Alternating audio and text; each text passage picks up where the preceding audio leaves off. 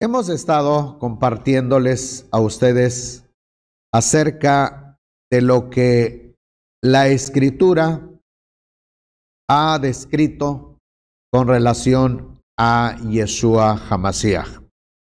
El pueblo judío de la tradición han manejado dos Mashiach diferentes.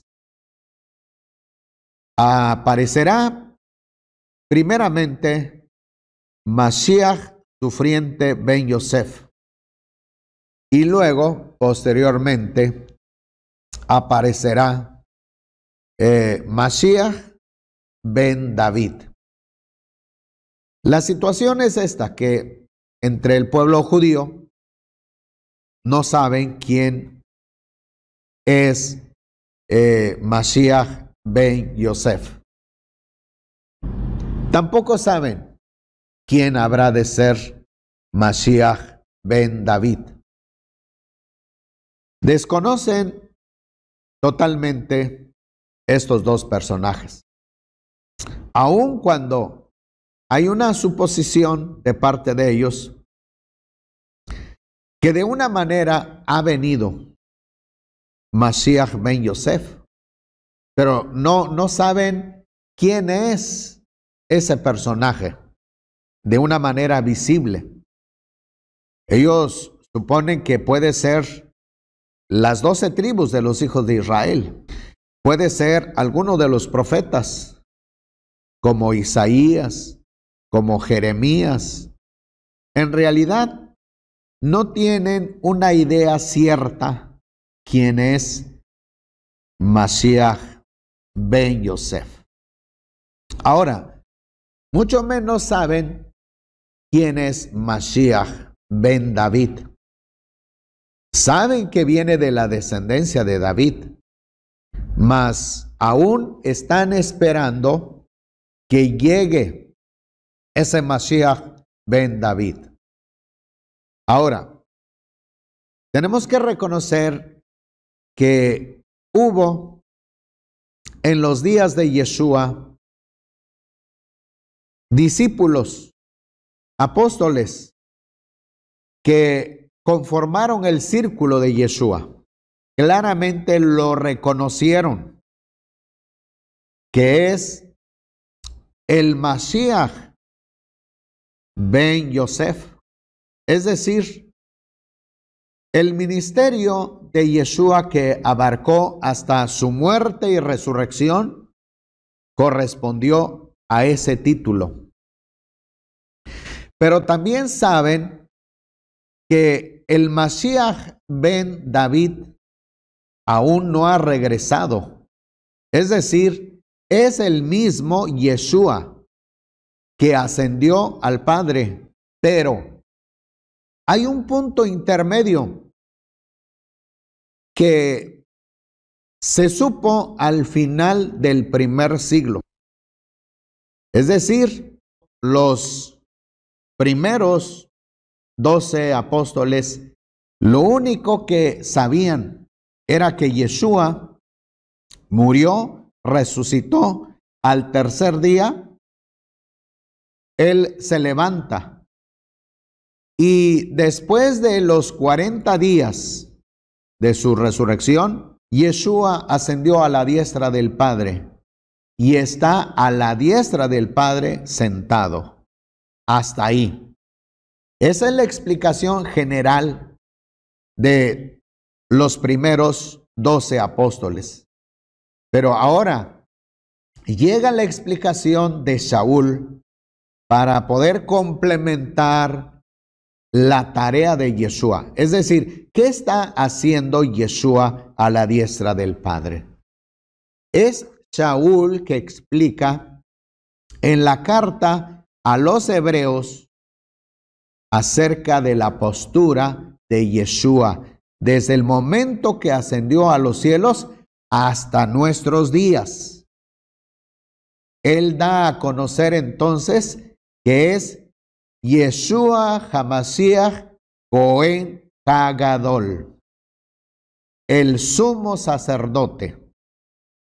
Ese es el ministerio que tiene a cargo en este momento y desde el tiempo que él ascendió a la diestra del Padre. Una vez que murieron los apóstoles, murió Saúl, se destruyó el segundo Bet Hamikdash.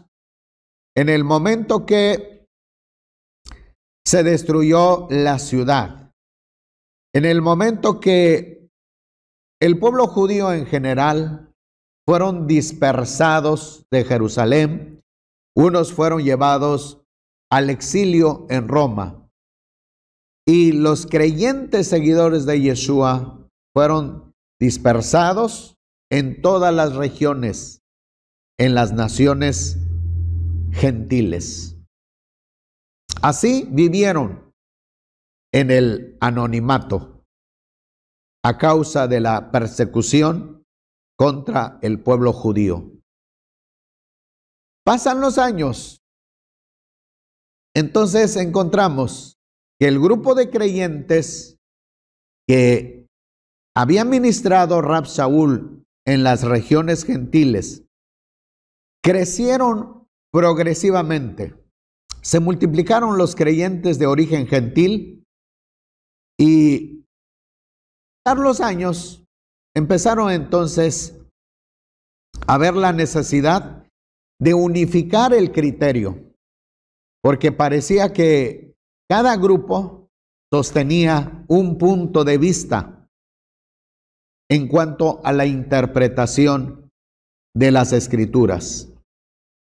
La problemática que se ve en este momento es que no tenían una sola escritura griega. Cada obispo se esforzó por hacer su propia traducción, partiendo de la escritura hebrea.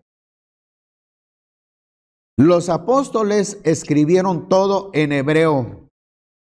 Eso está claro. Los escritos de Mateo, los escritos de Yohanan, todo se escribió en hebreo. Rab Shaul, que era judío, había estudiado la Torá en Jerusalén. Era un perfecto conocedor del hebreo. La mayor parte de sus escritos fueron en hebreo. Ahora, hubo la necesidad de traducir las escrituras a la lengua de los helenistas. Y esto es lo que ocasionó el problema de las diferentes variantes. Resultó un problema serio. Final de los años, no conformes con una traducción, fueron ampliando traducciones, multiplicando traducciones. Hoy se cuenta que hay más de 5,000 traducciones variantes. Llegamos pues al tiempo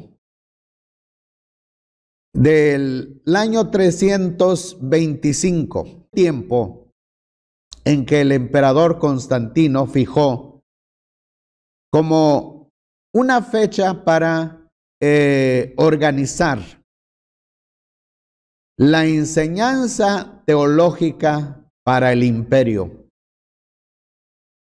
Y a partir de ahí, entonces Constantino mismo se autoproclamó como máximo sumo pontífice.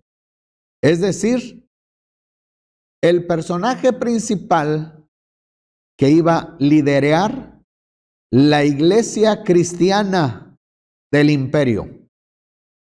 Ahora, esa iglesia yo la llamo el grecolatinismo, porque prácticamente es la influencia de la lengua griega y de la lengua latina que predomina en esa fecha. Retomando la parte del sacerdocio, se dejó por muchos años de enseñar el nombre original del Mesías, es decir, Yeshua. Desde el año 100 prácticamente se dejó de mencionar Yeshua HaMashiach Cohen HaGadol. Al hacer la traducción, lo que se usó es Jesucristo, sumo sacerdote. Así entonces fueron los creyentes de las regiones de Grecia, de Asia Menor, difundiendo el mensaje. Pero al pasar los años, veían que necesitaban algo más práctico, más objetivo. Entonces llegamos al año 400. Cuando se vio la necesidad, entonces, de tener un representante de Jesucristo en la tierra, es decir, un vicario. El imperio romano político dejó de existir aproximadamente en el año 476. Es la fecha que se acaba el poderío político militar del imperio romano. Pero no así la vida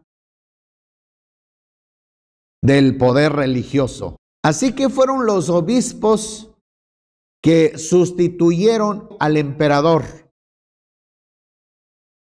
Y de ahí entonces hubo también la necesidad de establecer una ciudad capital del cristianismo. Y se luchó mucho para encontrar ese lugar.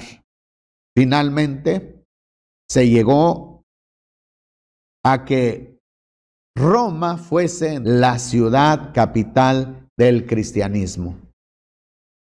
Ahora, ¿quién sería el obispo principal que estuviera delante de la iglesia cristiana de aquel tiempo?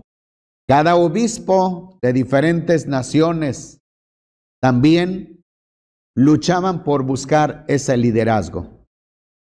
Finalmente, entonces, inicia el mismo obispo de Roma. Pero entonces no solamente sería obispo, sino tenía que tener el título de el vicario de Cristo. De esta manera entonces se encumbra. Este punto estaba profetizado. No era una situación que ocurre por casualidad, por incidente. Tenemos en el libro de Daniel, capítulo 7, 23 al 25. Dijo así: la cuarta bestia será un cuarto reino en la tierra, el cual será diferente de todos los otros reinos. Devorará, trillará, despedazará toda la tierra. En cuanto a los 10 cuernos, de ese reino se levantarán 10 reyes, y tras ellos se levantará otro, el cual será diferente de los primeros, y a 3 reyes derribará. Hablará palabras contra Ilayá, quebrantará a los santos de Elión. Intentará cambiar los tiempos y la ley, es decir, la instrucción, y serán entregados en su poder por un tiempo, 2 tiempos y medio tiempo. Bueno, esta profecía encierra varias cosas, especialmente lo que hará este ser. hablará palabras contra el Eterno. Quebrantará a los santos de Elión. Intentará cambiar los tiempos y la instrucción. Y serán entregados en su poder por un tiempo, 2 tiempos y medio tiempo. Esta es una profecía de Daniel que explica lo que habrá de suceder algún día. De hecho, podemos decir que este dicho que dio a conocer este personaje empezó a cumplirse a partir del año 70. Inicia el Imperio Romano primero a destruir. Destruyó la ciudad de Jerusalén. Destruyó también el templo. El hecho de tener un templo era una señal de fortaleza. El hecho de tener un territorio, una ciudad fortificada, de la misma manera. Pero al ver entonces que la ciudad se destruye, el segundo Bet Hamikdash, eso es entonces lo que les trajo dolor, tristeza y luto, final de cuenta. Fue un desastre que se vio en la tierra de Judá. En ese tiempo, cuando llegó el general Tito, enviado por su padre Vespasiano, el ejército causó terribles estragos con los judíos. Sobre todo, no tuvo compasión de mujeres que estaban en espera de su bebé. Después de eso, vino otro emperador llamado Adriano, y así sucesivamente hasta llegar con Constantino. Aparentemente, Constantino fue el emperador más benévolo, porque dejó de perseguir a los cristianos, dejó de torturar a los cristianos, que para ese entonces tenían lugares secretos para estudiar, para adorar a Dios. Los lugares conocidos como las catacumbas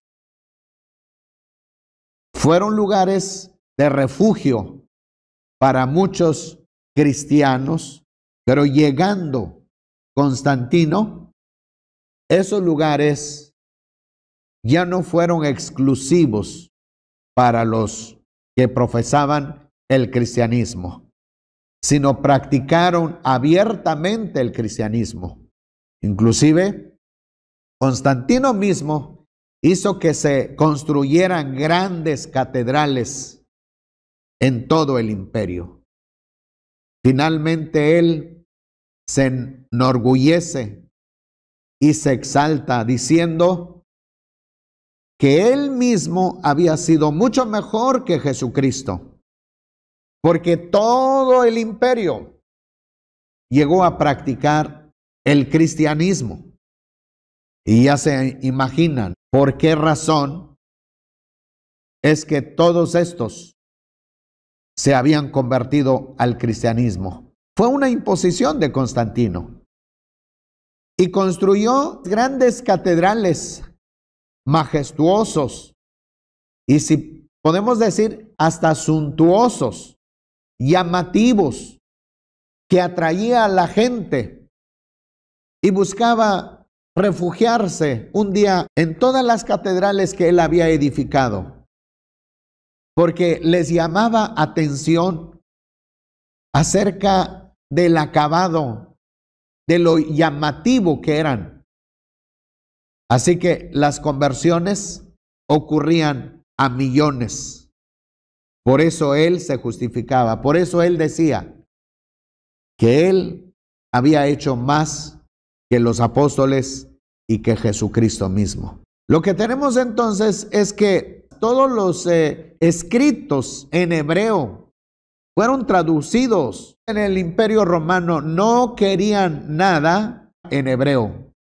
Todo tenía que ser en el griego y en latín. Eso es lo que él procuró. Por eso entonces se dejaron las escrituras hebraicas. Se dejó el estudio del Tanaj. Se dejó de seguir difundiendo de un sacerdocio de Yeshua HaMashiach, Cohen HaGadol. Tenemos que del Shabbat pasó a domingo. Ya no celebraban el Shabbat. Ahora celebraban el día 1, que ellos llamaban Día del Señor. ¿Por qué Día del Señor? En la lengua latina es Dominis Dies. De ahí la palabra día domingo. Porque ellos decían, Jesús resucitó en el primer día de la semana.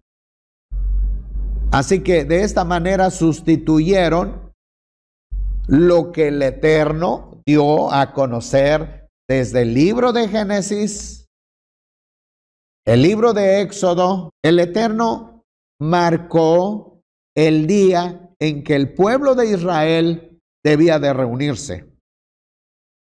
Es decir, el Eterno les dio la instrucción: 6 días trabajarán, harán todas sus obras, pero el 7º día es día de reposo, es día de suspensión. Esa es la palabra Shabbat. Y eso se figuró hasta los días de Yeshua y los apóstoles. Cuando revisamos la Escritura, el Shabbat aparece en Mateo, aparece en los 4 escritos conocidos como los Evangelios, pero también les he dado a conocer que se llaman los libros de las buenas noticias. Ahora, en el libro de los Hechos encontramos la referencia del Shabbat. Cuando Rab Shaul recorrió en todo lo que es Asia Menor, en todos los estados griegos, siempre acudió primeramente en las sinagogas. Y cada día de Shabbat, él exponía la enseñanza. Cuando revisamos el periodo de tiempo que inició Shaul, a partir de capítulo 13 del libro de los Hechos, vamos a encontrar las referencias en cada ciudad. Él siempre llegó en las sinagogas en el tiempo de Shabbat. Esa es la observación de los apóstoles y de Rab Shaul. Pero cuando empezamos a recorrer el tiempo, entonces se establece como base dentro de la enseñanza, dentro de la estructura del Imperio Romano. Y siempre haré mención del año 325. Ese tiempo marcó el inicio del cambio. Así que pasó del Shabbat a domingo. Todas las fiestas bíblicas, las fiestas que el Eterno había dado a conocer a su pueblo en el desierto de Sinaí, conocidos como los tiempos señalados, en Levítico capítulo 23. Esas fiestas fueron llevadas a cabo aún en los días de Yeshua HaMashiach. Los discípulos observaban las fiestas bíblicas. Así que estas fiestas del Eterno pasó a los estados griegos, pero cambiados totalmente. Del Shabbat al domingo. Así que la observancia de las demás fiestas, podemos decir que la fiesta que está disfrazada hoy en día, la Pascua, que viene del hebreo Pesaj, la fiesta del Pentecostés, pero en hebreo es Shavuot. Así entonces, las fiestas bíblicas fueron dejándose hacia atrás, pero fueron introduciéndose otras fiestas que no son propiamente bíblicas. Por ejemplo, la Navidad, una fiesta que se celebra en los estados griegos desde ese tiempo. Así fueron a través de los tiempos acumulándose una serie de listas de fiestas. Llámese los cumpleaños de los apóstoles. No porque los apóstoles hayan dado autorización, sino porque dentro de la inspiración grecolatina fueron creando esos tiempos festivos. Hasta hoy se ha hecho entonces un sincretismo de fiestas. Hoy en día el pueblo cristiano celebra Día de las Madres, Día del Amor, de la Amistad, Día del Padre, fiestas patrias. Eso no dice la Escritura, pero esto es lo que más se lleva a cabo dentro de los grupos grecolatinos hoy en día. Entonces, ¿acaso las fiestas bíblicas fueron caducadas? Hay una escritura donde dice que estas fiestas deben ser relegadas ya, no deben permanecer más. Fue el Imperio Romano que trajo todo esto, y aquí en el libro de Daniel claramente está diciendo: hablará palabras contra el Eterno, quebrantará a los santos de León. Ya dijimos, la destrucción de Jerusalén. Intentará cambiar los tiempos y la Torá. Dejó de ser el Tanaj, ahora es Antiguo Testamento. Dejó de ser las buenas noticias, ahora es el Nuevo Testamento, para decir que esa escritura que usó Yeshua, que usaron los apóstoles, en este momento deja de ser y son llamados como documentos del Antiguo Testamento. Es como una manera de desechar, es como una manera de decir que esto está caducado y ahora solamente es el Nuevo Testamento, para poder entonces también reafirmar: el Antiguo Testamento pertenece al Eterno, así que el Eterno está excluido en el Nuevo Testamento. ¿Quién aparece en el Nuevo Testamento? Jesucristo. Es el único Dios verdadero. Esa es la enseñanza que se difundió a partir de esa fecha. Esto es entonces lo que aparece aquí en la profecía de Daniel. Es tiempo que retomemos y regresemos a nuestras raíces, a la enseñanza que dio Yeshua HaMashiach, a la enseñanza que impartieron los Shaliachim, es decir, los discípulos, los apóstoles y sobre todo enfatizando el sacerdocio de Yeshua HaMashiach. Es así como tenemos entonces que considerar. Vamos a iniciar con el libro de Hebreos, capítulo 2, versículo 14, hasta el versículo 18.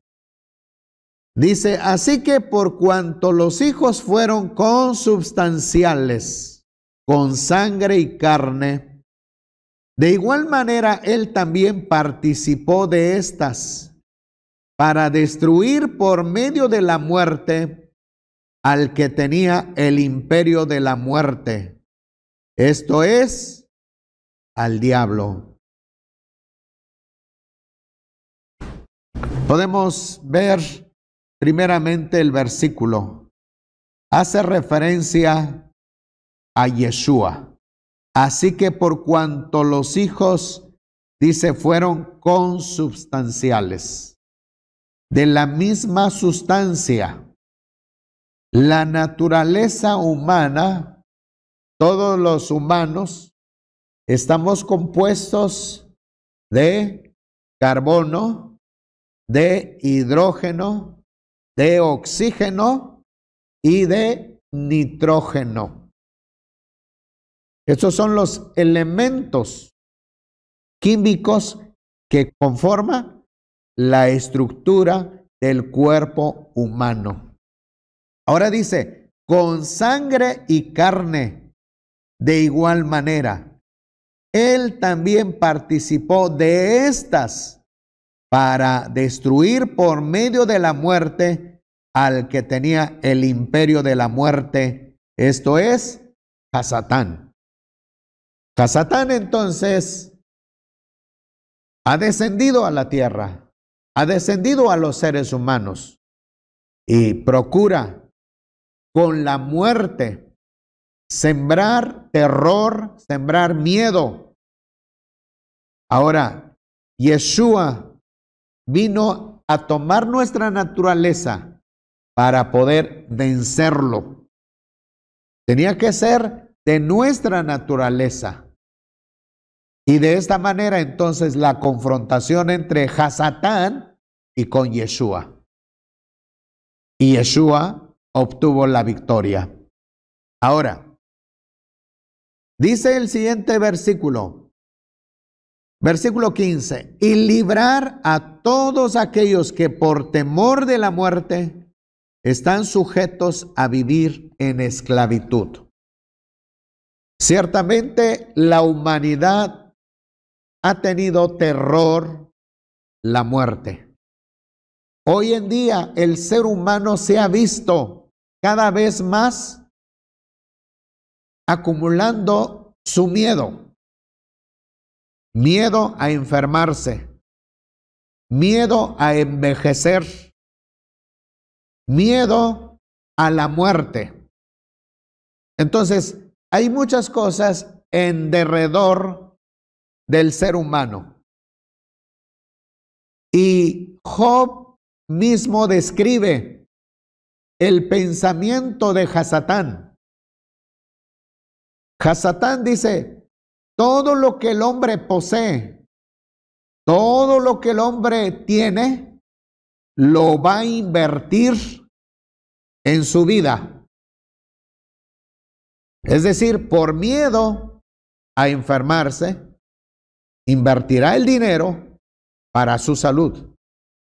Por miedo a envejecer, invertirá mucho dinero para cuidarse físicamente, para no mostrar la vejez. El ser humano tratará también de disfrazarse como para evitar la muerte. Hasatán dice en el libro de Job, todo lo que el hombre tiene, lo dará por su vida. Ese es el caso entonces que vemos en este libro. Encontramos el ser humano con miedo. Pero, ¿qué vino a hacer Yeshua HaMashiach?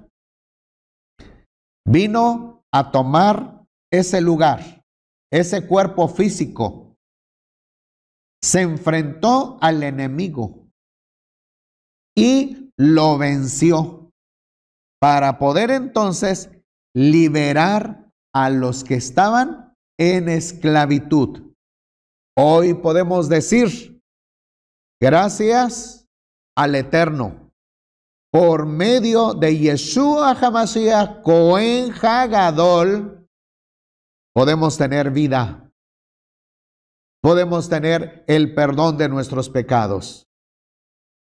Entonces Rab Shaul podía decir en la carta a los Corintios, aunque este hombre exterior se va desgastando, se va envejeciendo, pero el hombre interior se va rejuveneciéndose cada vez más. Este es el equilibrio.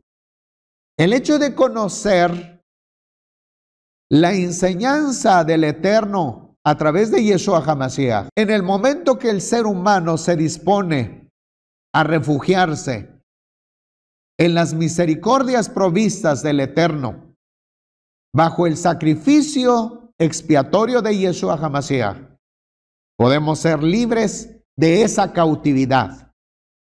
Podemos ser libres de esa preocupación, a pesar de que estamos rodeados de tanto peligro. Podemos estar satisfechos con nuestra edad.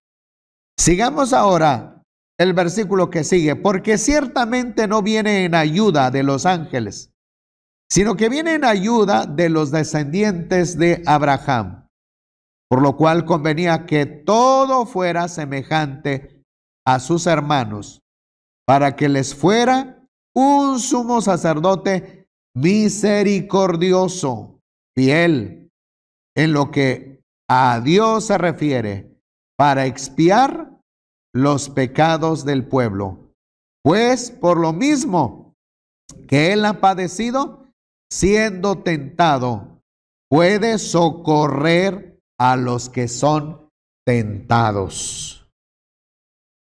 La tentación puede arruinar nuestra vida, porque el enemigo nos pone el miedo a la muerte. Entonces, el ser humano que no conoce del Eterno buscará cualquier lugar donde se ofrezca vida, no importa cuál sea. Si es invocar a Satanás, nada más con el único fin de tener una vida larga, el hombre que no conoce del Eterno lo hará. Si Satanás ofrece mucha riqueza, solamente hacer pacto con él, el ser humano que no conoce al Eterno lo hará. Si Satanás ofrece sanidad a cualquier ser humano, y ese ser humano solamente con el hecho de querer estar sano, buscará a Satanás para ser sanado. Esa es la idea que existe entonces en la mente de aquel que no conoce al Eterno. Él buscará o ella buscará cualquier sitio, no importa qué sitio, porque lo que se pretende es una riqueza, prosperidad material, acumulación de bienes. Si Satanás ofrece eso, el ser humano que no conoce al Eterno lo hará. Pero tenemos entonces la palabra del Todopoderoso, que viene a nosotros a fortalecernos. Estad contentos con lo que tenemos, porque los que procuran enriquecerse caen en lazos de destrucción. Tenemos que ser cuidadosos y tenemos que saber la diferencia entre una filosofía diabólica y una filosofía, una sabiduría que viene de parte del Eterno. Necesitamos ser cautelosos y elegir lo que el Eterno nos promete. Y recordemos esto: Yeshua, nuestro sumo sacerdote, está en los cielos y está presto para dirigir nuestra vida, para dirigir nuestros pensamientos, y que tengamos paz en esta vida que el Eterno nos ha dado. Shabbat Shalom a todos.